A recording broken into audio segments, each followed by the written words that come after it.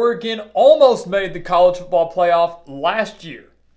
But can they get there this year? Welcome back to the Gridiron Expert, the best kept secret in all of college football. Today bringing you our 2020 Oregon Ducks college football predictions. As always, guys, make sure to continue to like, comment, subscribe, and share our videos. And also make sure to check out everything down in the description below, where you can visit our brand new website, thegridironexpert.com, and also visit our social media pages over on Facebook, Instagram, and Twitter. So, college football playoff or bust? That seems to be the expectations going into 2020 for Oregon. And like we said, the Ducks were so close to making it to the Final Four last year, going 12-2 and winning the Pac-12, but had two losses, a 6-point loss to Auburn in the season opener, and then a late 3-point loss to Arizona State. That was ultimately the nail in the coffin for the Ducks' playoff hopes. But they ended the season with a thrilling victory over Wisconsin in the Rose Bowl, and like we said, have some very high expectations and tons of talent coming back to Eugene in 2020. We take a look at their offense here, guys, and of course the biggest loss for Oregon on that side of the ball is their quarterback in Justin Herbert. If Herbert was here in 2020, if he was not now a member of the Los Angeles Chargers, Oregon would be a top 4 pick by many going into this upcoming season. But Herbert is gone, which means they're going to have to rely on Tyler Shugg at quarterback. He's very highly touted. I've watched some film on him, but a lot of coaches and players, fans alike, think that he has a lot of potential going into this season. And luckily for him, he does return 3 of the top 5 wide receivers from last year, including Johnny Johnson III, who had over 800 yards and 7 touchdowns. And he also returns the star running back in C.J. Verdell, who rushed for over 1,200 yards and 8 touchdowns last year too. So you look at that. Sure, they have a quarterback question in Shugg, but I think that he really will live up to the expectations, and he has a great supporting cast around him.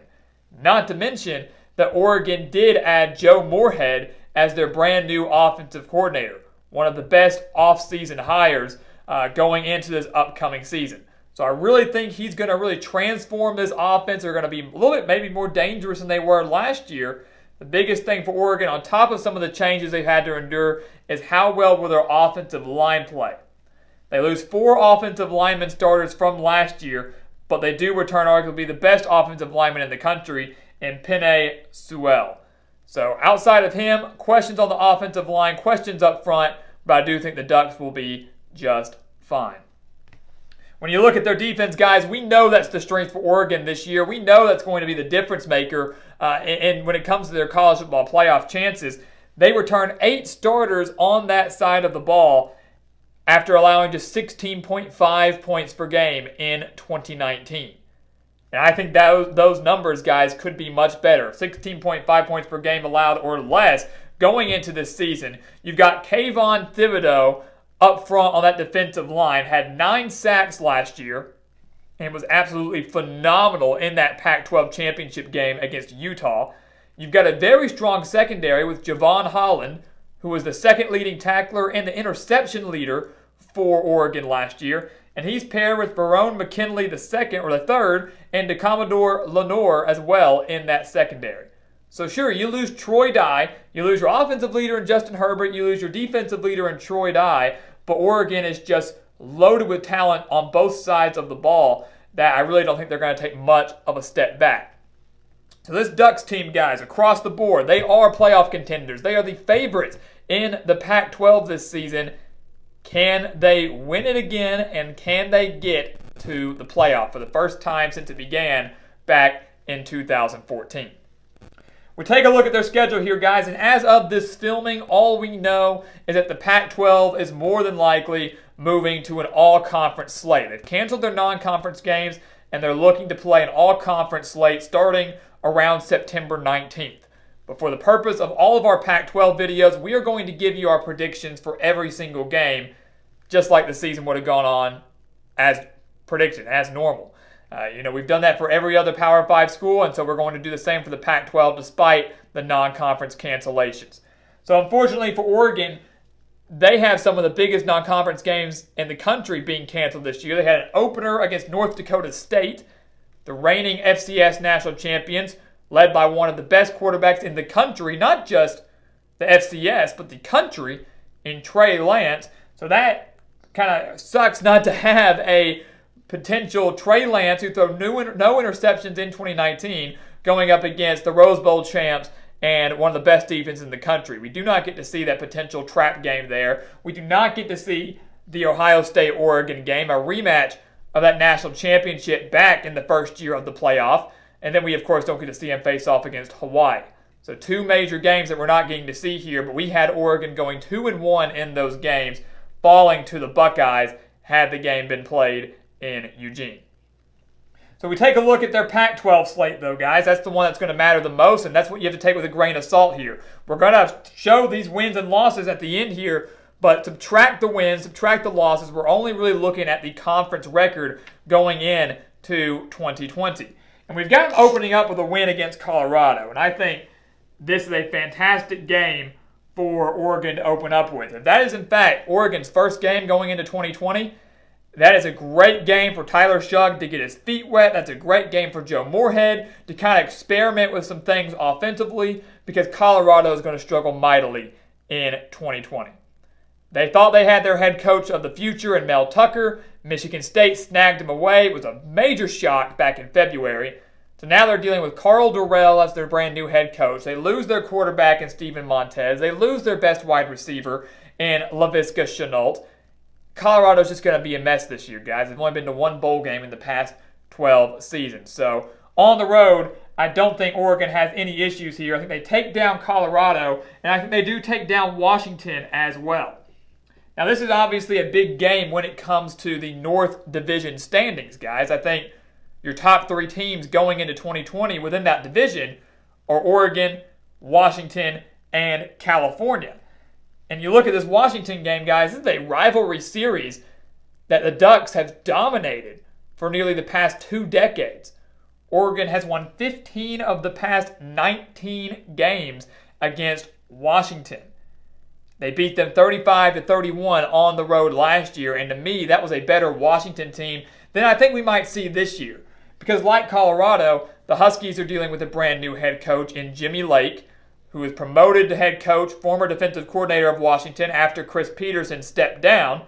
And he has some major questions on the offensive side of the ball. Brand new quarterback in Jacob Sirmon, new wide receivers, new running backs.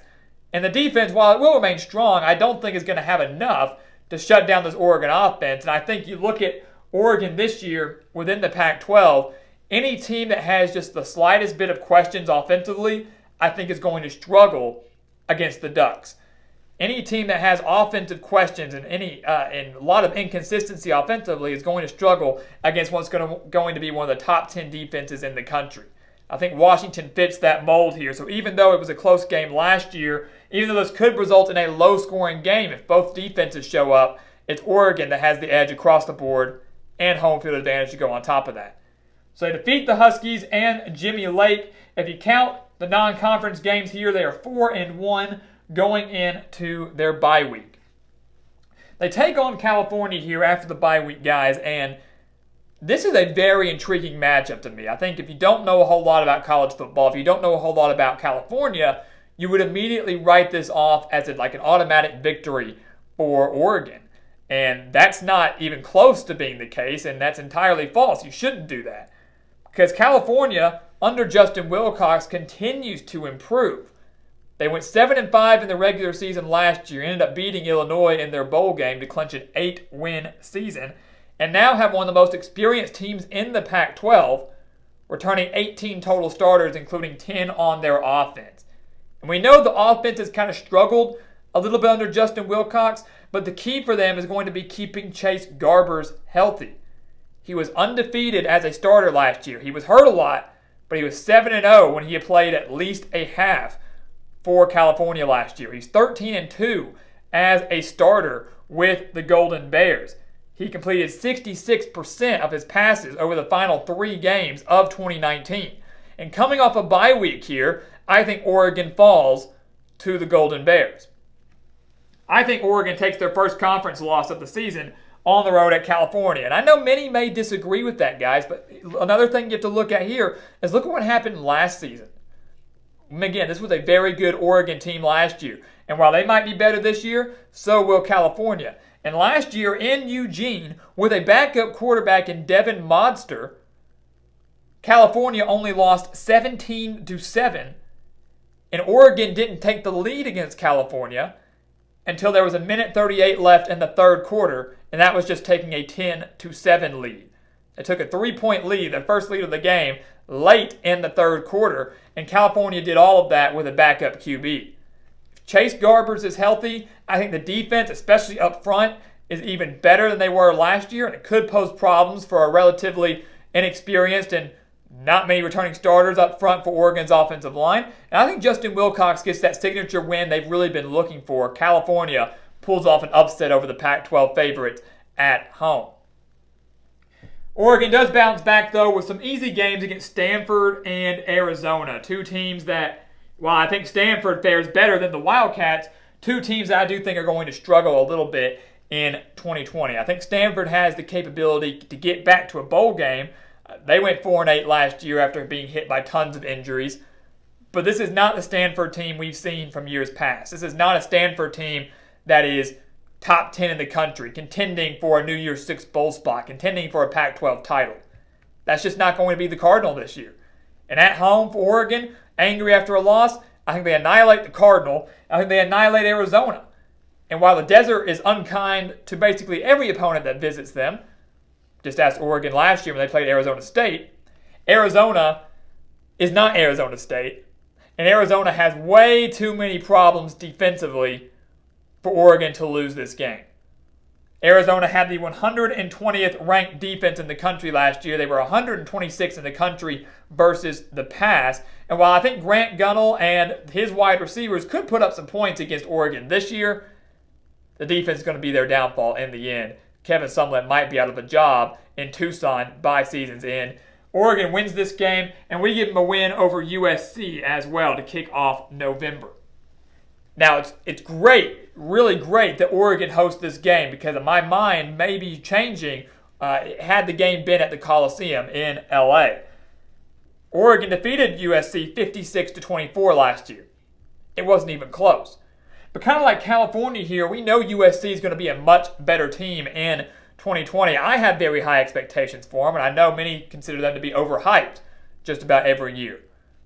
But Clay Helton will be fighting for his job. You've got Keaton Slovis and the 6th-ranked passing offense from 2019 coming back this year with some of his top wide receivers.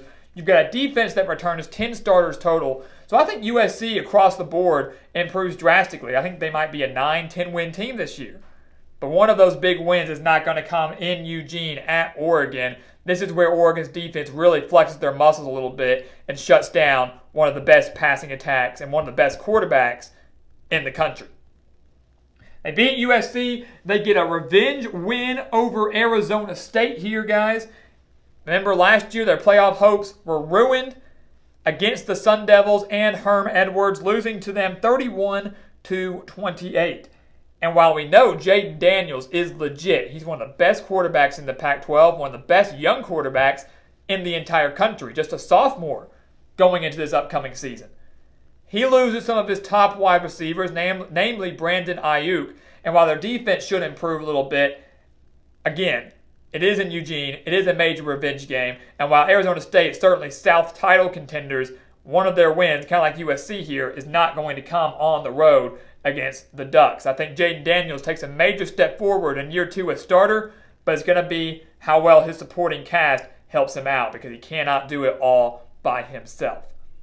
So they've beaten Arizona State. They have now won 4 straight games after that loss to California, and we think they round out 2020 with relatively easy wins against Washington State and Oregon State, both on the road, unfortunately, for Oregon. But you look at Washington State here, even though they barely escaped the Cougars 37-35 last year, they needed a game-winning field goal as time expired to win that game.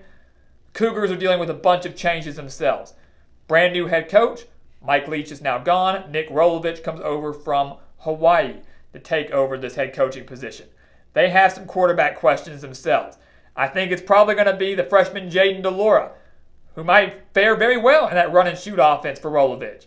But Washington State has no chance against Oregon this year. It's not going to be nearly as close as it was last year. I think they go through some growing pains on the offensive side of the ball. And Oregon State, I think, goes through some growing pains as well on the offensive side of the ball.